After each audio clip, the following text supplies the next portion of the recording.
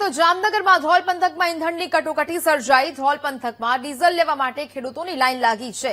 Petrol pump પર પૂરતું diesel ન મળવાને કારણે ખેડૂતોમાં રોષ વ્યાપ્યો છે। પેટ્રોલ પંપ પર ખેડૂતોએ ભારે હોબાળો મચાવ્યો હતો, જેમાં ખેડૂતોએ કેરબા તોડીને ઉગ્ર વિરોધ પણ નોંધાવ્યો હોય તેવા દ્રશ્યો સામે આવી રહ્યા છે। ધ્રોલમાં ડીઝલ લેવા માટે ખેડૂતોએ લાંબી લાઈન લગાવી છે।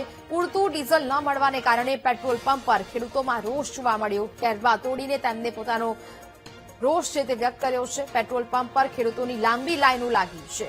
ખેતી કરવા માટે ટ્રેક્ટરમાં ડીઝલની જરૂરિયાત હોવાને કારણે પૂરતું ડીઝલ ખેડૂતોને મળી નથી રહ્યું, તેને કારણે ખેડૂતોમાં રોષ જોવા મળી રહ્યો છે। પોતાનો પાક છે તે નિષ્ફળ જવાની ભીતિ છે તે જોવા મળી રહી છે, કારણ કે ખેતી અને ચોમાસા પૂર્વે આ સ્થિતિનું નિર્માણ થયું છે। સંવાદદાતા હિરેન ફોનલાઈન પર જોડાયા છે।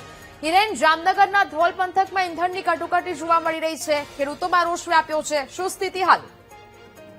જી ને, ચોક્કસ જણાવી દઉં કે જામનગર જિલ્લાના ગ્રામ્ય વિસ્તારમાં જે આ પેટ્રોલ ડીઝલની ક્યાંક ને ક્યાંક કટોકટી હોય તેવા દ્રશ્યો સામે આવી રહ્યા છે। જે વિગતો મળી રહી છે તે અનુસાર જામનગરના ધ્રોલ પંથકમાં જે ડીઝલ પૂરતા પ્રમાણમાં ન મળતું હોવાનું જે ખેડૂતો છે તે જણાવી રહ્યા છે, તો બીજી તરફ ક્યાંક ને ક્યાંક જે પેટ્રોલના સંચાલકો છે તે મનમાની ચલાવ।